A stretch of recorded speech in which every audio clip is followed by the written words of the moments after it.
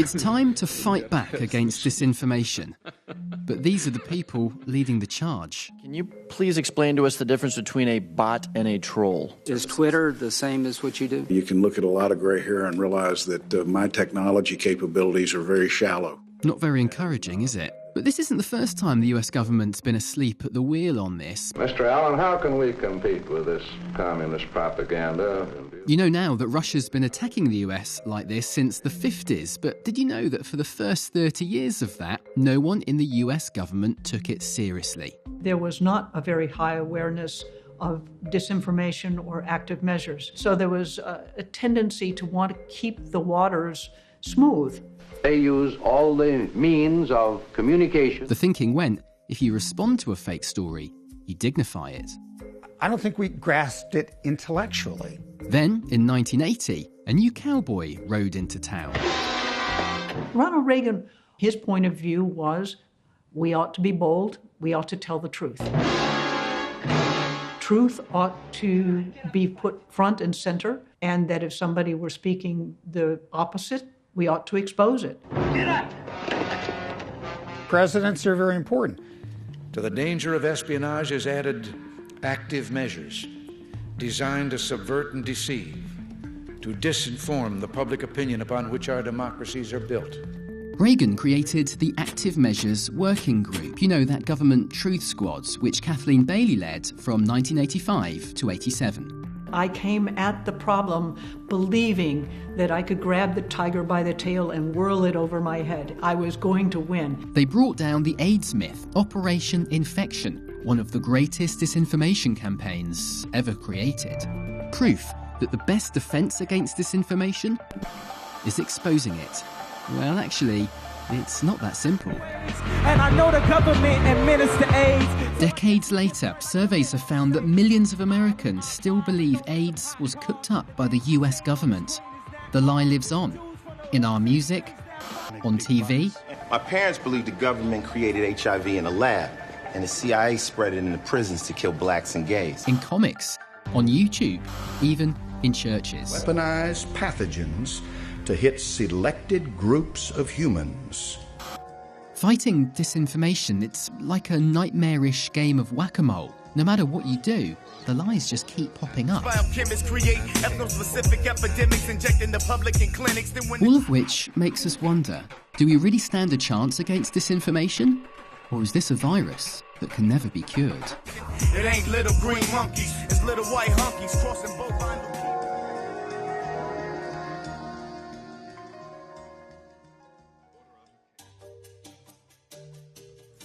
Mark Twain once said, a lie is halfway around the world before the truth has even got its boots on. Except, even that's a lie. That quote's been attributed to loads of people. But whoever said it was right. We know now, empirically, that lies do have an unfair advantage over the truth, spreading further and faster, gaining traction every time they're repeated. Repetition is part of the game, and the more a bad story is repeated, the more real it becomes to everyone. But Twain's around the world part is also true. This is a global problem. In Iran, the government's deploying their own version of the Soviet playbook, calling their Operation Nifaq, which is Farsi for discord. Myanmar's been brewing up endless conspiracy theories to justify ethnic cleansing. And in Pakistan, the establishment sees CIA plots everywhere. That last one even ensnared one of our own journalists here at the New York Times, an experience that was so upsetting to him it led him to make the film you're watching right now. Isn't that right, Adam? That's right. I was living in Pakistan. Al-Qaeda accused me of being part of a CIA anti-Islam plot. See, conspiracy theories are kind of like a national sport over there, and even today I still get blasted on Twitter for being either a CIA spy or a dead terrorist. Wait, a dead terrorist? One of the country's most popular TV talk show hosts accused me of being one of the attackers in a school massacre that murdered dozens of children. Here I am, dead in the Pakistani press. But this stuff is kind of normal over there. I mean, it happens all the time. What I never imagined is that we'd be seeing this kind of toxic disinformation here at home in the States. So, is there anything we can do? I think so. I also used to live in Eastern Europe. Estonia, Ukraine, they lag behind us in many things, but when it comes to fighting disinformation, there's so much we can learn from them. For instance, if you turn on the TV in Latvia on a Sunday night, you'll see this. A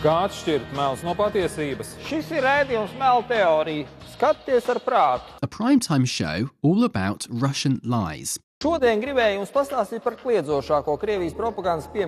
the same slot where we'd be watching American Idol, folks in Riga are tuning in to watch the latest disinformation be systematically described, debunked, and destroyed. And it's not just Latvia. Ukraine has a bilingual Stop Fake News show broadcast by dozens of TV stations. Disinformation never stops, and neither do we. Welcome to Stop Fake. The Czech government monitors disinformation as a form of terrorism. Lithuania has thousands of volunteer cyber warriors. They call them elves, who relentlessly troll the Russian trolls. And in Estonia, there's a kind of digital National Guard, thousands of volunteers who, among other things, fight disinformation. The countries that have been exposed to this the longest are the best at dealing with it. They see things we don't see, they smell things we don't smell. Meanwhile, back here, we're just learning the hard way what happens when we don't fight back.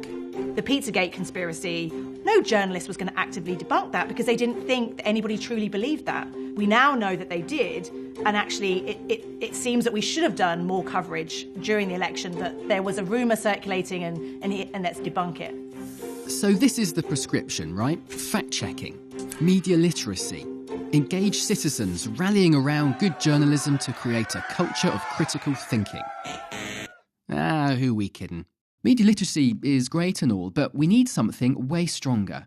And for that, we've got to talk about the responsibility of this guy.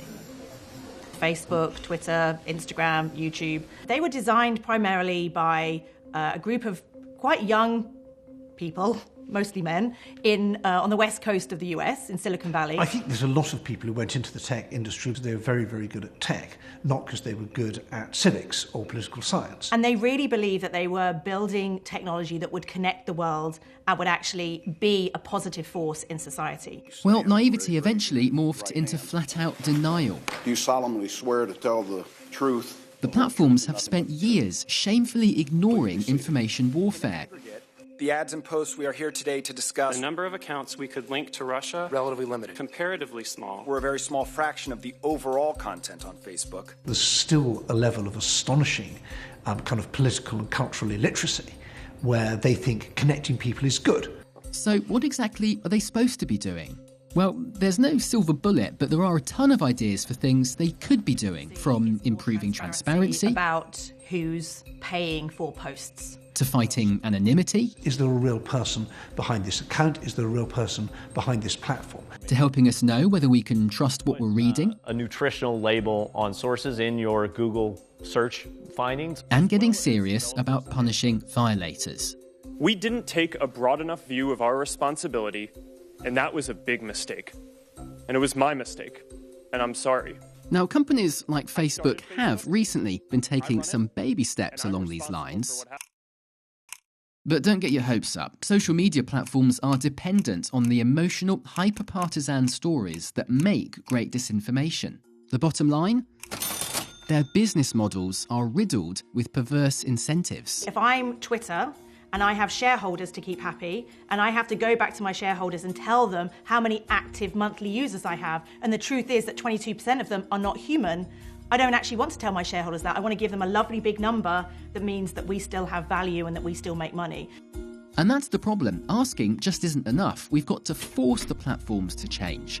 And that means regulation. That's right, it's time for Uncle Sam to get in the game. The problem is, Uncle Sam knows how to mobilise when we get attacked like this. But when the warfare is digital, well, you know. There are days when I wonder if the Facebook friends is a little misstated. It doesn't seem like I have those every single day. How many data categories do you store? Does Facebook store? Senator, can you clarify what you mean by data? Well, these are the people who are supposed to be protecting you from information warfare. Do you store any? Senator, I'm not actually sure what that is referring to. Yeah, so I've testified 5 times to the Senate, either about terrorism or Russian active measures. There is a very diverse level of understanding of social media. Have people say, well, yeah, because my 13-year-old son, you should see how he uses it. Now, my son Charlie, who's 13, is dedicated to Instagram, so I feel very fortunate that I have not had to go to the House to testify. I think it would be a giant waste of time. To disinform the public opinion upon which our democracies are built. History tells us that the fight against disinformation starts with strong leadership. And I've got to tell you, we've been let down on this for a long time. Now, I'm not talking about him just yet. I'm talking about him. Americans and Russians share common interests that form a basis for cooperation. It was really hard to get the Obama administration to take Russia seriously as an issue. We could have looked at sanctions earlier. We could have talked about measured cyber counterattacks or even diplomatic negotiations. But that didn't really happen. The Obama administration kind of got played into a box by recognizing it too late. Obama actually signed an executive order to counter foreign disinformation, but he was so obsessed with the threat from ISIS, its mandate only covered terror groups. State actors, like Russia, were free to carry on unimpeded. To his credit, Trump actually reversed this, and some people in his administration are talking tough. Russia is known for its disinformation campaigns. But the higher up you go, let's just say the less enthusiasm there is. The point is, if it's their intention to interfere, they're going to find ways to do that. We can take steps we can take, but this is something that once they decide they're going to do it, it's very difficult to preempt it. So what has been done? Well, Congress put aside $120 million to fund our defense against disinformation. The Trump administration sat on it silently for 18 months, and when they did release it, they gave just a third of it. Not much of a counterstrike, is it? I mean, where's the urgency here? These Russian attacks were first plotted way back in early 2014 and we're only now coming to grips with them. We are still playing catch-up from a long way behind. We are looking in the rear-view mirror, getting less bad at working out what Russia just did to us. We're still not looking through the windshield to find out what's happening right now and what's going to be happening next. This is one of the great unsolved policy questions of our time. A functioning government would at least come together to publish full, detailed reports of all these attacks. But the problem isn't just our lacklustre government. It's actually much scarier than that. Because now the threat is coming from inside the White House. It's finally time to meet President Disinformation. Donald Trump is a one-man wrecking crew for the truth, and he knows all the moves. First, there's Trump the denier, and when it comes to disinformation, he even denies we're being attacked. And if it is Russia, which is probably not, nobody knows who it is. Never mind what his own officials say. Manipulation, outright lies, literally up their game to the point where it's having a significant impact. Then there's Trump the useful idiot. This is a man who's never met a conspiracy theory he wouldn't tweet. Why doesn't he show his birth certificate? You look at what's happening last night in Sweden. The same person votes many times. You probably heard about that. They always like to say, oh, that's a conspiracy theory. Not a conspiracy theory, folks. We also know he shared stories originally planted by the Kremlin. I mean, not even the KGB could have dreamt up a useful idiot as prominent and powerful as Trump and his administration. And then there's Trump the disinformation natural. He doesn't just regurgitate this stuff, he invents his own. It was the biggest electoral college win since Ronald Reagan. I said, wait a minute, there's a lot of wiretapping being talked about. We've signed more bills, and I'm talking about through the legislature, than any president. ICE, they actually liberate towns. They liberate towns. We have become an energy exporter for the first time ever just recently. It's weird, but this is somehow worse than the Cold War. Back then it was just us versus them. But now, it's us versus them, and us versus us.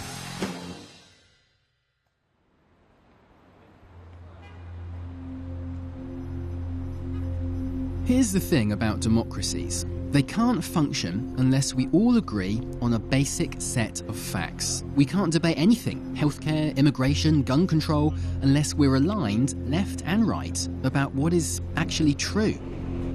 Disinformation pollutes those waters, confusing us so we end up debating facts instead of discovering solutions. And as we spiral downwards, together, our adversaries applaud from behind the curtain.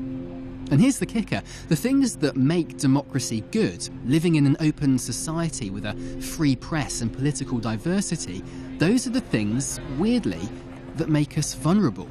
Any country with an authoritarian leader and limited freedom of speech, they're the ones with the advantage right now. Which kind of raises the question that maybe only history can answer.